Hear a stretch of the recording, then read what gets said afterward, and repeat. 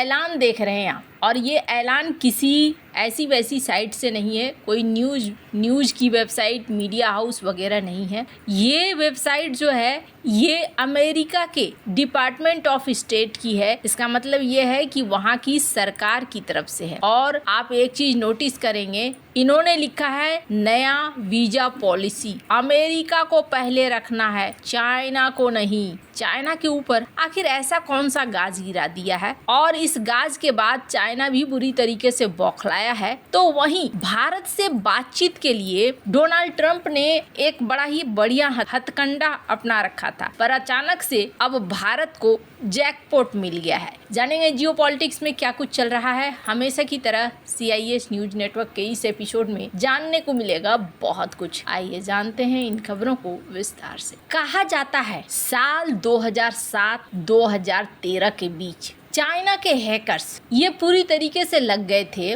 और इन्होंने Lockheed Martin के नेटवर्क में कथित तौर पर सेंध लगाया था। और जब सेंध लगाया था तो उन्हें F-35 जॉइंट स्ट्राइकर प्रोग्राम संबंधित कुछ संवेदनशील डेटा कथित तौर पर मिले थे। इस डेटा में क्या था? इस डेटा में कहा जाता है कि F-35 के डिजाइन, स्टील्थ टेक्नोलॉजी और सेंसर सिस्टम की योजनाएं कथित तौर पर शामिल थी। स्क्रीन पर एक ट्वीट देख रहे हैं, इसमें दावा किया गया था कि इस चुराए गए डेटा का उपयोग चीन ने अपने J-20 स्टील्थ फाइटर जेट के विकास में किया है, जो F-35 और F-22 से मिलता जुलता है। हालांकि जो एक्सपर्ट हैं उनका ये कहना है कि J-20 की स्टील्थ क्षमताएं अभी भी अमेरिकी F-35 से कम है, क्योंकि इन्होंने डेटा चुरा तो लिया लेकिन ये पूरी तरीके से उसे बना नहीं पाए। स्क्रीन पर एक ट्विटर अकाउंट देख रहे हैं आप, इनके द्वारा इस बात को कहा गया और इन्होंने काफी डिटेल में बताया कि किस तरीके से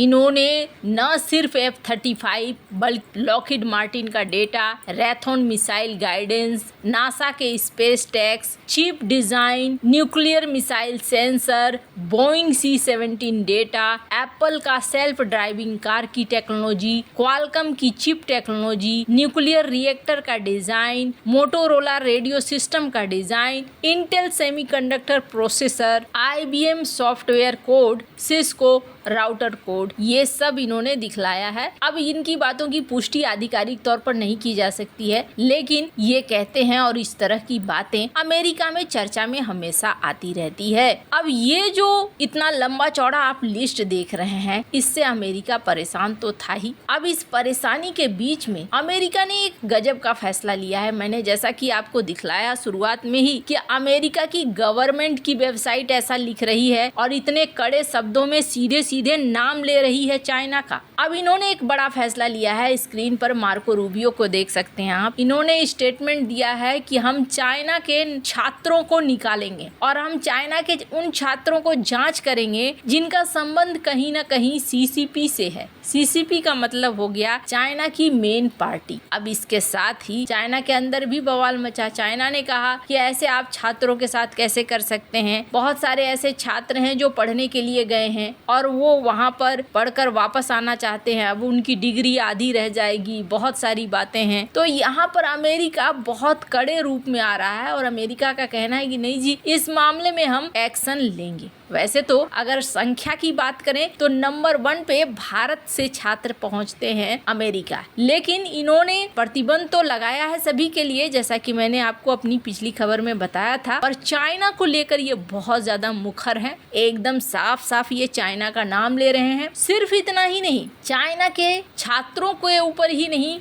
बल्कि अब इन्होंने चिप डिजाइन सॉफ्टवेयर और टूल्स जो चाइना को जाने वाले थे उनके ऊपर भी रोक लगा रखा है। मैंने पहले भी कहा था अमेरिका और चाइना कभी दोस्त नहीं हो सकते हैं, क्योंकि दोनों की प्रवृत्ति ही वैसी है। अब यहाँ पर सीन ये बन रहा है कि अमेरिका को अब डर लगने लगा है कि हमारे यहाँ चाइना के छात्र आते हैं और हमारी बौद्धिक संपदा यानी कि टेक्निकल नॉलेज को चुराते हैं और चुरा कर ये फिर अपने देश चले जाते हैं और अब ये हमसे आगे निकलने लगे हैं। तब पछताए होत क्या जब चिड़िया चुग गई खेत। ये काम तो बहुत पहले करना था, लेकिन इन्होंने काफी वक्त लगा दिया। अब मार्को रूबियो के इस डिसीजन के बाद माना जा रहा है कि चाइना के छात्रों पर कड़े एक्शन होंगे। भारत के लिए यहाँ पर एक मौका है। चाइना के छात्र अगर वहाँ से हटते हैं, काफी जगह, काफी सीटें खाली होंगी, तो जहाँ भारत के छात्र जा सकते हैं। हालांकि ऐसा नहीं कि भारत के लिए बड़ा आसान कर दिया है डोनाल्ड ट्रंप ने। भारतीय छात्रों के ऊपर भी कुछ न कुछ जांच वगैरह की जाएंगी। खास तौर पर हमने पिछली बार भी देखा था कि एक छात्र को बाहर करने की बात हो गई थी क्योंकि उसने हमास के सपोर्ट में कुछ बोला। तो ऐसी हरकतें करने वाले छात्रों को सजग रहना होगा कि कब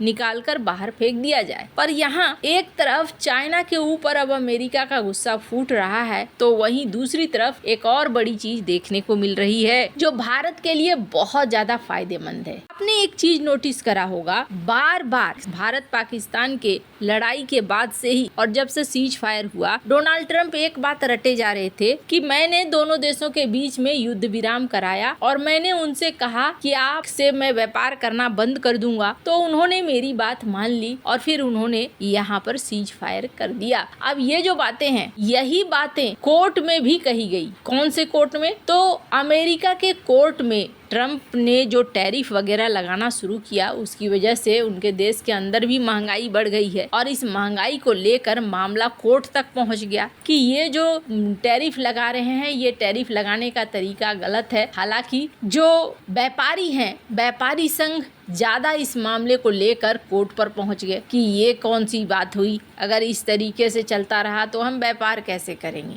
अब कोर्ट ने जब इनसे पूछा कि आप इस तरीके से टैरिफ क्यों लगा रहे हैं, तो इन्होंने अपना विचार रखा कि देखिए, टैरिफ लगाने से हमारी इकोनॉमी अच्छी होगी, साथ ही साथ हमने एक बहुत ही संवेदनशील मुद्दे को हल किया, हमने भारत पाकिस्तान के युद्ध को इस टैरिफ के बल पर रुकवा दिया। हालांकि कोर्ट ने कहा कि नहीं जी, ये सारा मामला रफा दफा, यानी कि आप इस तरीके से टैरिफ नहीं लगा सकते हैं। अब इसका सीधा फायदा चाइना को भी मिलेगा और भारत को भी मिलेगा। भारत को किस लिए मिलेगा? देखिए, अब एक सीन हो गया कि डोनाल्ड ट्रंप के पास जो हथियार थे ना कि टैरिफ का डंडा चला देते थे, उसे कोर्ट ने रोक लिया है। अब है कि फ्री ट्रेड एग्रीमेंट, इस पर बात करो और इस पर अब भारत के ऊपर कोई दबाव नहीं है कि जुलाई तक आपको फाइनल ही करना है। अब भारत बेधड़क अपनी शर्तों पर फ्री ट्रेड एग्रीमेंट को लेकर आगे बात कर सकता है। आज भारत को कई सारी इस तरह की बढ़िया खबरें मिल रही हैं, जैसे कि अब स्टारलिंक पर भी भारत को अगर बात करना है तो भारत अपने नियमों के आधार पर बात कर सकता है और टेस्ला पर भी बात करना है